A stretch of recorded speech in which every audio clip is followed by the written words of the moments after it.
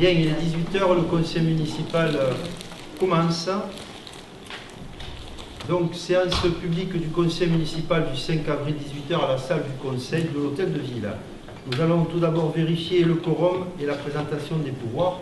Nous avons un pouvoir de Madame Christina Pellegrin à Madame Eugénie Mulat, un pouvoir de Monsieur Laurent Gélis à Madame Lise Fournier, un pouvoir de Monsieur Jean-Pierre Martinez à Madame Agnès Villard. Monsieur Chabosson vient de nous informer par SMS qu'il était en route et qu'il allait arriver. Donc, pour commencer, en application des articles L 2121-15 du Code général des collectivités territoriales, 2 auxiliaires au secrétaire sont désignés en les personnes de Madame Michèle Martinez, comptable de la mairie, et Madame Aline Josse, chargée d'organisation et d'administration générale des services à la mairie de Montréal. Nous entamons l'ordre du jour avec la désignation de la secrétaire ou du secrétaire de séance. Je vous propose la candidature de Madame Isabelle Bastier, qui l'a acceptée. Qui est contre? Qui s'abstient? Donc, c'est approuvé. Madame Isabelle Bastier, vous êtes secrétaire de séance. Je vous demande aussi d'ajouter un point à l'ordre du jour qui n'était pas prévu dans votre convocation. Il s'agit d'une convention signée avec le Grand Narbonne pour une animation culturelle que l'on connaît d'année en année, qui est le festival de la Tempora. Donc je souhaite rajouter ce point à l'ordre du jour qui sera vu en fin de conseil. Affaires juridiques, point numéro 1, approbation du procès verbal de la séance du conseil municipal. Notre dernier conseil municipal avait lieu le 8 février et vous avez reçu avec votre convocation aujourd'hui, mesdames et messieurs les élus, votre procès verbal de la séance du conseil municipal. Avez-vous des questions, des observations? Pas de questions, pas d'observations. On va passer au vote. Je vais devoir passer à la voiture M. Chabosson, donc il est en train de se garer. On le fait sans lui. Donc, qui est contre ce côté? Qui s'abstient? Il est approuvé à l'unanimité. Je vous remercie. Le point numéro 2 de l'ordre du jour concerne les ressources humaines. Et donc, je passe la parole à ma première adjointe, Madame Lise Fournier. Merci, Monsieur le maire. Donc, l'article 93 de la loi 2019-1461 du 27 décembre 2019 impose aux collectivités territoriales, communes notamment, l'établissement d'un état présentant l'ensemble des indemnités de toute nature dont bénéficient les élus siégeant au conseil municipal au titre de tout mandat et de toute fonction exercée en leur sein. Je vais donc vous donner lecture des indemnités des élus pour l'année 2022. Alors, pour la gestion de la mairie de Montredon-des-Corbières, Monsieur le maire, 1264,82. Madame Fournier, 598,55. Monsieur Cid, 666,14. Madame Roussy, 632,36. Monsieur Diloiret, 519,12. Madame Pellegrin, 216,32. Monsieur Devic, 129,87 et Madame Bastier, 129,87. Au titre de ses fonctions de vice-président du Grand Narbonne, Monsieur le maire perçoit 1181,87 €. Je vous remercie d'en prendre acte. Merci. Il n'y a donc pas de vote par rapport à cela, puisque c'est une information qui doit être communiquée en conseil. Numéro 3, c'est les finances, avec l'approbation du compte de gestion de l'exercice 2021, avec un vote. Et je passe la parole à Madame Fournier, première adjointe en charge des finances publiques. Merci, Monsieur le maire. Donc, je vous donne le résultat du compte de gestion de l'année 2021. Le résultat de clôture de l'exercice 2020 est le suivant. En investissement, 540 855,72 €. En fonctionnement, 173 025,39 €. La part affectée à la fonction 2021 est donc de 713 881,11 €. Le résultat de l'exercice 2021, en investissement, moins 253 322,76. En fonctionnement, plus 275 629,67. Le résultat de clôture de l'exercice 2021 est donc le suivant. En investissement, 287 532,96. En fonctionnement, 448 655,06. Donc il faut préciser que les sommes que vous voyez là, le résultat de clôture, est donc la résultante d'un gros travail de tous concernant donc les économies potentielles qu'on peut faire tant en investissement qu'en fonctionnement. Voilà, je vous demande donc d'approuver les résultats du compte de gestion 2021. Y a-t-il des questions? On va procéder au vote. Qui est contre? Qui s'abstient? C'est approuvé à l'unanimité. Je vous remercie. Le point numéro 4. Alors, il s'agit de désigner un président ou une présidente de séance en remplacement du maire qui doit quitter la salle pour l'approbation du compte administratif. Donc, je vous propose la candidature de ma première adjointe, Madame Lise Fournier. Pas d'autres candidats ou candidates. Donc, on vote à main levée dans ce cas-là. Qui est contre? Qui s'abstient? Donc, Madame Fournier est la présidente du conseil pendant que je m'absente. Et je vous laisse. Merci, Monsieur le maire.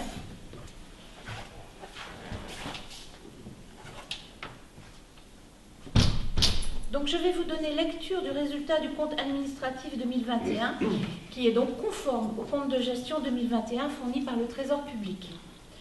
En section de fonctionnement, le résultat de clôture 2020 est de plus 173 025,39. Le résultat de l'exercice 2021 est de plus 275 629,67. Résultat de clôture 2021, 448 655,06. En section d'investissement, le résultat de clôture 2020, plus 540 855,72.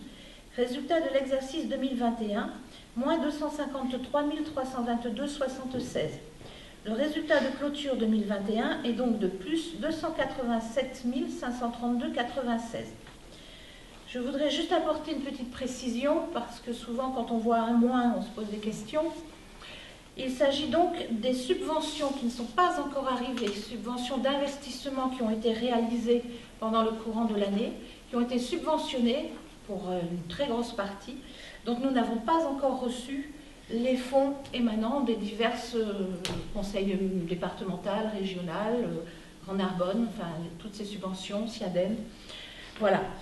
Donc je vous demande d'approuver les résultats du compte administratif 2021 conformes au compte de gestion 2021. Qui est pour? Non, qui est contre, pardon. Qui est contre? Qui s'abstient? Donc approuvé à l'unanimité, je vous remercie.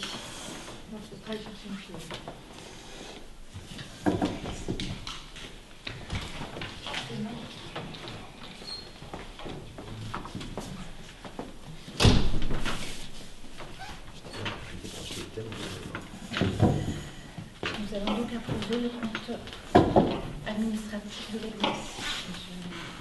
Bien.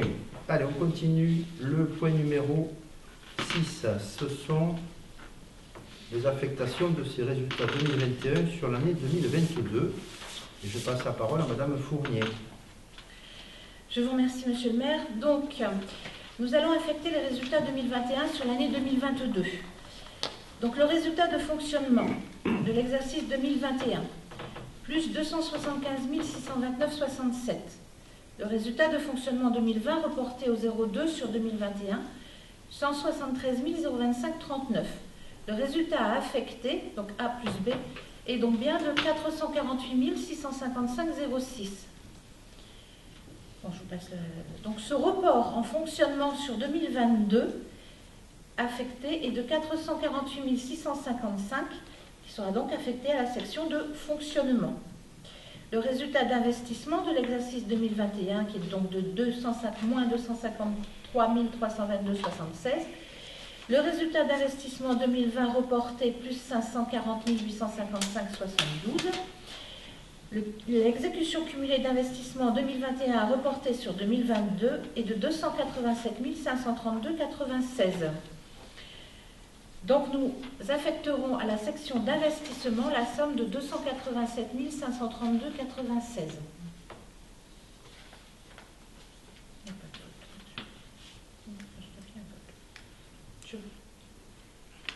Est-ce qu'il y a des questions?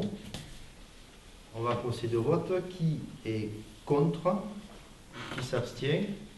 C'est donc approuvé à l'unanimité. Je vous remercie. Le point numéro 7 concerne la fixation des taux d'imposition pour l'année 2022. Et nous vous proposons de maintenir les mêmes taux que l'année précédente, c'est-à-dire pour le foncier bâti 54,69% et pour le foncier non bâti 73,05%. Il s'agit donc de la même somme que l'an dernier. Pour expliquer, ces montants-là n'étaient pas les mêmes les années précédentes, avant que nous obtenions le transfert du conseil départemental, la part du conseil départemental qui nous est allouée aux communes en compensation de la perte de la taxe d'habitation. Donc, le fait d'avoir 54,69 intègre les 30,69% qui étaient avant au département. Donc, pour l'administrer, ça ne change rien, puisqu'il y avait 24 d'un côté et 30,69 de l'autre, ça fera la même somme, quoi qu'il en soit. C'est juste que la somme est allouée à la commune. Alors, 54,69, c'est moins que Moussan, qui est à 64,1, c'est moins que Névian, qui est à 57,5, c'est moins que Marcorignan, qui est à 59,8. C'est proche de Bizanet, avec 50,3. Donc Montredon est parmi les villes voisines, celle qui a la taxe foncière la moins élevée à commune voisine équivalente. J'en ai terminé pour mon exposé. Y a-t-il des questions? Nous allons procéder au vote. Qui est contre? Qui s'abstient? Donc c'est approuvé à l'unanimité. Je vous remercie. Le point numéro 8 concerne les attributions de subventions aux associations pour l'année 2022. Nous allons procéder en deux temps. Pourquoi en deux temps? Parce que parmi les membres du conseil municipal, il y a des gens, il y a des élus qui sont aussi présidents ou présidentes ou membres des bureaux des associations. Donc, à chaque fois qu'on va délibérer concernant leur association, ils vont devoir quitter, comme je l'ai fait tout à l'heure, l'Assemblée de manière à ne pas prendre part ni au débat ni au vote. Alors, dans un premier temps, on va donner la liste des associations dont, à notre connaissance, aucun membre autour de cette table n'est membre du bureau exécutif de l'association. Il peut être adhérent de l'association, mais il ne fait pas partie du bureau du conseil de cette association. Alors, je vous donne donc la liste à un montant, et ensuite nous allons procéder au vote global, et ensuite nous ferons les associations pour lesquelles quelqu'un doit sortir. Amicale Don du Sang, 1 000 €. Amicale Personnel Sivom, 150 €. ANA, 150 €. Chambre des métiers, 400 €. Club des seniors, 1 200 €. Association Saint-Martin, comité paroissial, 700 €. FAOL, 80 €. Caminaire, 900 €. Télérodon, 800 €. Montmatou, 500 €. Méli Mélomane, 400 €. Caillouteur, 400 €. Roumégaïra, 200 €. MJC, 2500 €. Boulégans, 4500 €. Corbière Méditerranée 15, 2000 €. Prévention routière, 300 €. Olympique Moussan-Montredon, 2000 €. Métier de l'artisanat, 250 €. Enfin, nous proposons de voter une subvention de 1500 € qui sera mise en attente pendant le courant de l'année afin de venir en aide aux associations qui auraient des besoins exceptionnels en cours d'année. Vous avez vu que dans la liste, j'ai cité un certain nombre de subventions qui n'en sont pas vraiment parce qu'il s'agit de subventions obligatoires, comme la contribution à la Chambre des métiers, comme la prévention routière. Pour le reste, il s'agit d'associations aidées par cette subvention de fonctionnement. On ne parle pas d'investissement, il y a des investissements qui se réalisent ailleurs, sur les cours de tennis ou ailleurs, mais là il s'agit de fonctionnement.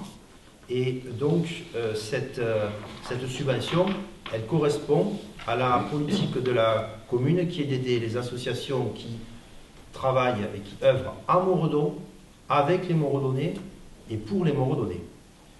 Donc par rapport à ces subventions qui ne concernent aucun élu autour de cette table, nous pouvons donc tous prendre part au vote. Avez-vous des questions? On peut procéder au vote. Qui est contre? Qui s'abstient? Donc ces subventions sont approuvées à l'unanimité. Maintenant, nous allons passer aux subventions des associations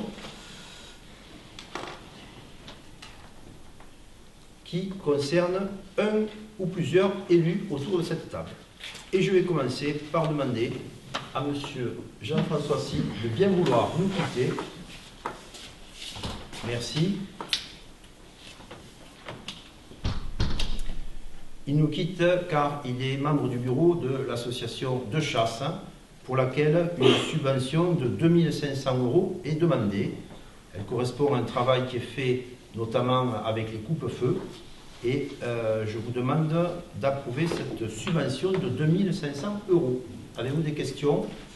Pas de questions? On va procéder au vote. Qui est contre? Qui s'abstient? C'est approuvé à l'unanimité. Je vous remercie. On va faire rentrer monsieur. Quelqu'un peut le secourir? C'est quoi la 16? Numéro 16. Oui. Merci. Numéro 16, donc là, c'est Madame Fournier qui va présenter cette délibération. Oui, je remercie Monsieur le maire et Monsieur de Saint-Nicolas de bien vouloir quitter la séance en leur qualité.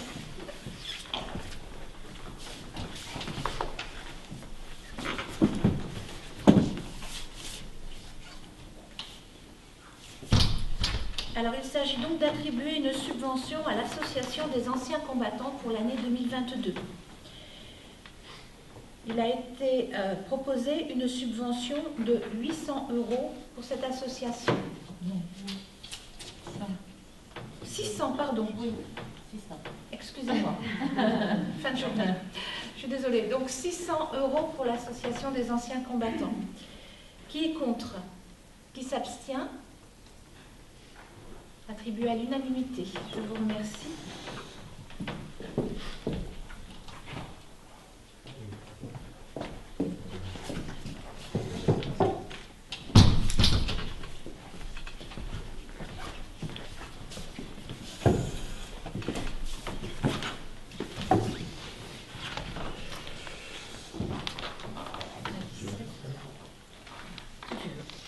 C'est la 17 maintenant?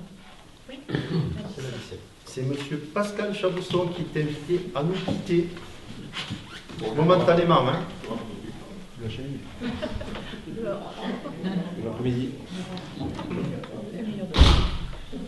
Donc on a tous constaté qu'il a quitté, qu'il ne nous entend pas. Il n'a pas pris part au débat ni au vote. M. Pascal Chabousson nous a quittés car c'est le président du club de tennis et on demande pour l'année 2022 une subvention de 2 000 € au tennis club de Montredon pour ce fonctionnement avec ses 138 licenciés, sachant que des investissements vont être mis en place cette année avec la rénovation des cours qui sont d'origine, 25 ans pour le plus ancien, et donc il était temps de travailler sur cette rénovation, mais là c'est de l'investissement, ce n'est pas une subvention attribuée au club.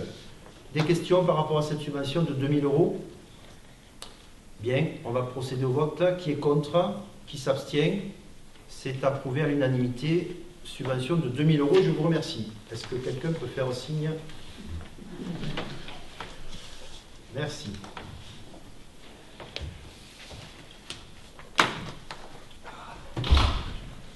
Voilà. La 18, La 18. Donc la délibération suivante, je passe la parole à Madame Lise Fournier. Je remercie Monsieur le maire, Madame Roussy et Madame Bastier de bien vouloir quitter l'Assemblée. C'est juste pour aujourd'hui.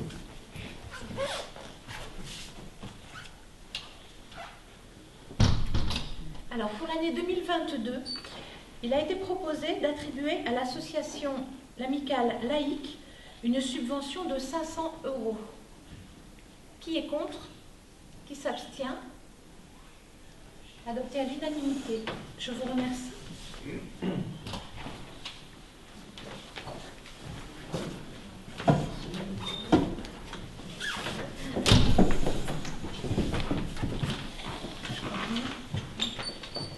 Alors, la subvention suivante, je vais demander à Madame Agnès Villa de bien vouloir quitter l'Assemblée.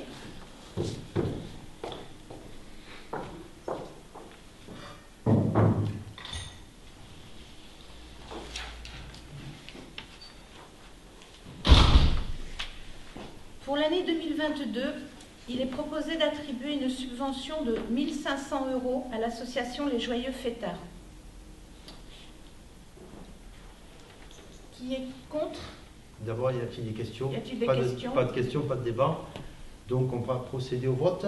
Qui est contre? Qui est contre? Qui s'abstient? 2 abstentions.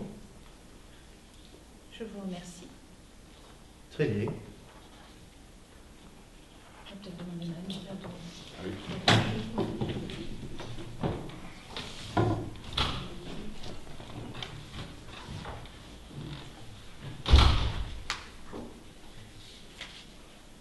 Bien.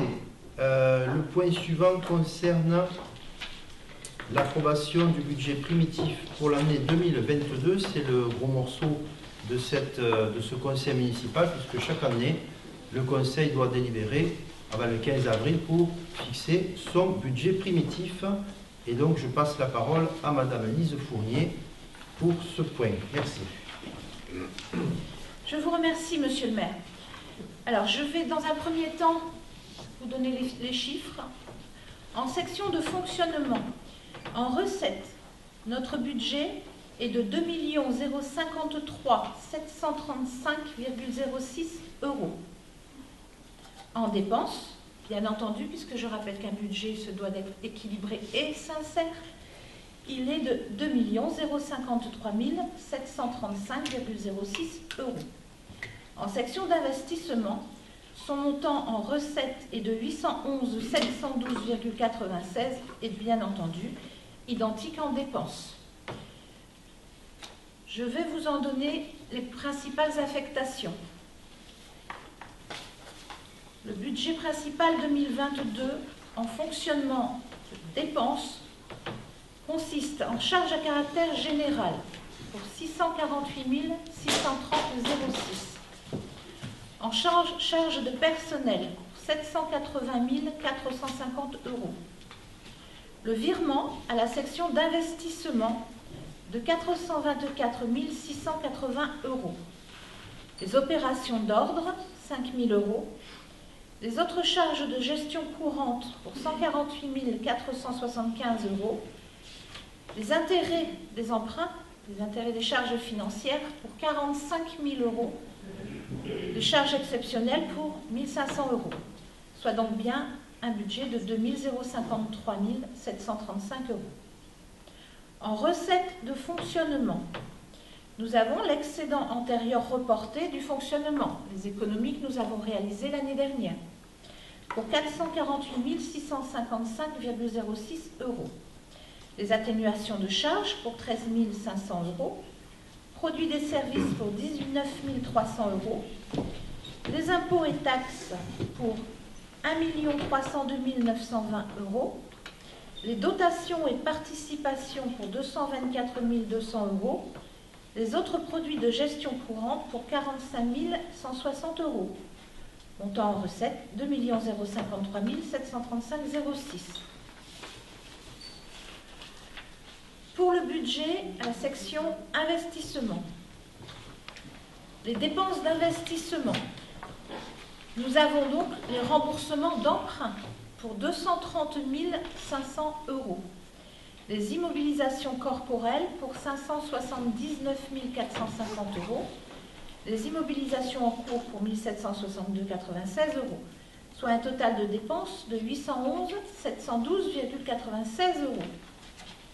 En recettes d'investissement, le solde d'exécution d'investissement reporté, comme indiqué supra, est de 287 532,96 €.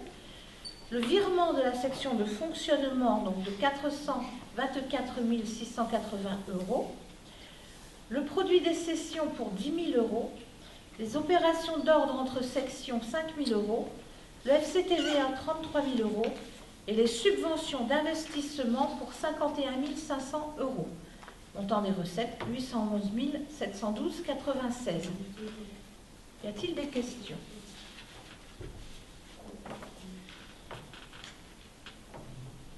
Pas de questions? Je vous propose d'adopter le budget. Donc s'il n'y a pas de questions, on va passer au vote. Qui est contre? Qui s'abstient? Donc c'est approuvé à l'unanimité. Je vous remercie. Le point suivant concerne ce point que je vous ai demandé de rajouter à l'ordre du jour, c'est la convention avec le Grand Narbonne pour le festival La Tempora. Et je passe la parole à Madame Fournier, qui a bien travaillé ce soir, puisqu'en plus d'avoir les affaires financière, elle a aussi la culture. On vous écoute. Je vous remercie, Monsieur le maire, ce sera la dernière. En 2011, le Grand Narbonne a créé le festival itinérant La Tempora. Nous avons eu la chance à plusieurs reprises d'être sélectionnés pour avoir un spectacle. Cette année, c'est encore le cas. Donc en juillet, la date sera indiquée, nous aurons un événement amené par La Tempora. Donc, nous devons signer une convention avec le Grand Narbonne pour pouvoir présenter ce spectacle. Je vous remercie donc d'approuver la convention de La Tempora à intervenir. Des questions? Des questions? Pas de questions. Dans ce cas-là, on va passer au vote. Qui est contre? Qui s'abstient? Donc, c'est approuvé à l'unanimité. Je vous remercie. Avant de nous quitter, quelques informations municipales. D'abord, pour vous rappeler que les élections se déroulent à la salle polyvalente dimanche de 8 h à 19 h et le dépouillement, bien évidemment, aussi. Donc, tout se passera directement à la salle. Vous avez reçu par la poste vos cartes électorales. Vous savez qu'il y a une possibilité de procuration qui est faite avec un numéro national d'électeur qui permet de donner procuration à une personne qui n'est pas inscrite dans le bureau de vote où l'on doit voter. On peut envoyer un autre électeur d'un autre bureau au plan national. Donc, c'est le premier tour, le 10, et le deuxième, le 24, toujours à la salle polyvalente. Un point sur l'agence postale communale. Vous avez vu que nous terminons actuellement les travaux. La Poste a commencé le transfert de la boîte aux lettres qui était devant la Poste pour l'amener devant la mairie.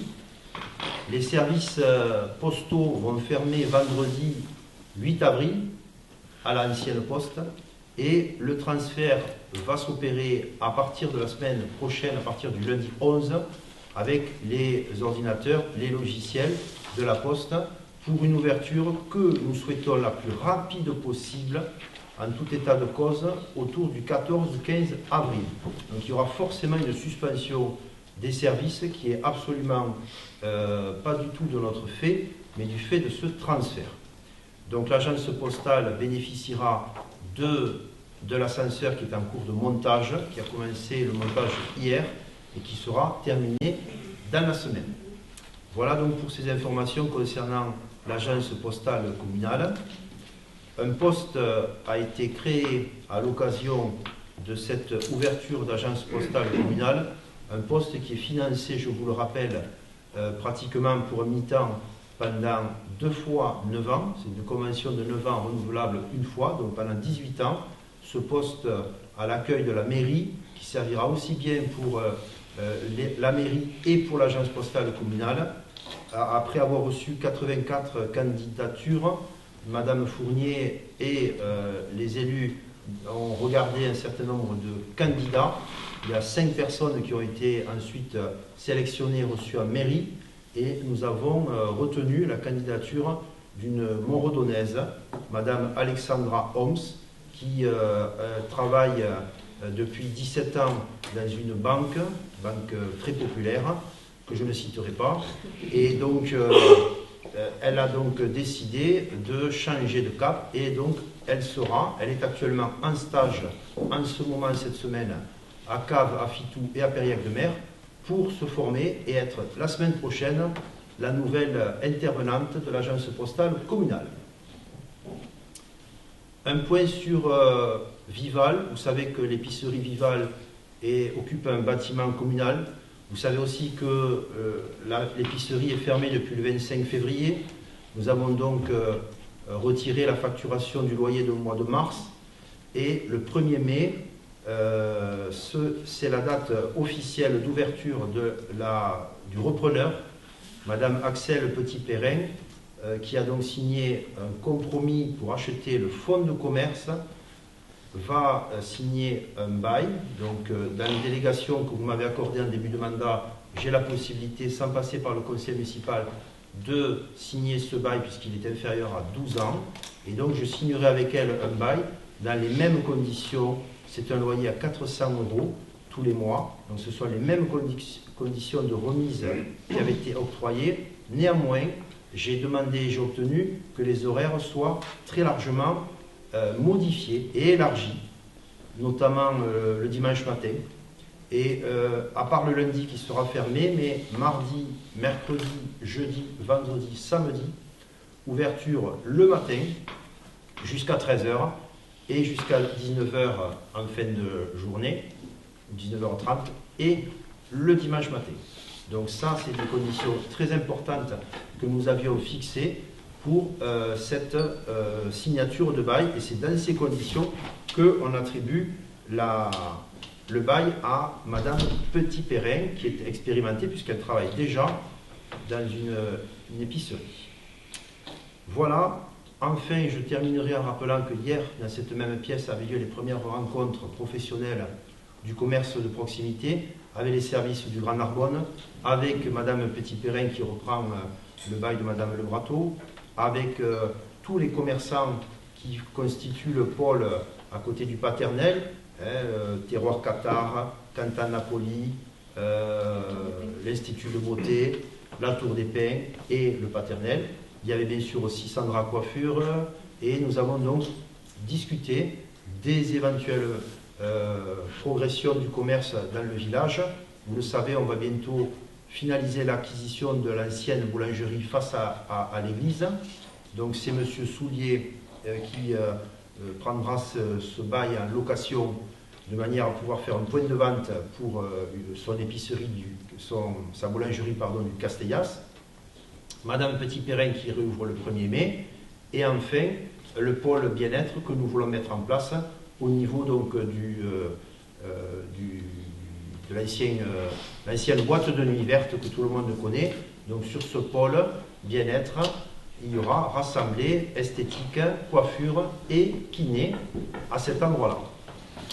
Voilà. Et nous avons aussi reçu la visite de M. Montagnier et M. Auréjac, les responsables de U-Express qui va s'installer entre le McDonald's et le centre de contrôle technique, donc, pour lequel on modifie actuellement, vous le savez, le plan local d'urbanisme, et qui donc se fera à partir du mois de juillet. Nous aurons à voter un conseil municipal à l'issue de la période avec le commissaire enquêteur. Nous aurons à modifier le PLU suite à l'arrêté d'ouverture de la procédure que j'avais signé devant vous le 15 décembre 2021. Donc voilà où on en est. Vous le voyez, 2022, c'est aussi bien sûr la maison médicale pluridisciplinaire, mais en termes de commerce, nous mettons l'accent et l'accélérateur sur ces commerces qui doivent être des commerces adaptés, avec notamment du stationnement facilité et adapté. Voilà ce que je tenais à vous dire en point d'information. La prochaine fois, nous aurons vraisemblablement à nous revoir pour la vente des bâtiments de l'ancienne boîte de nuit. Ce sera sans doute l'ordre du jour du prochain conseil municipal. J'en ai terminé de ces informations municipales. Je vous remercie à toutes et tous d'être venus et je remercie aussi le public. Bonsoir.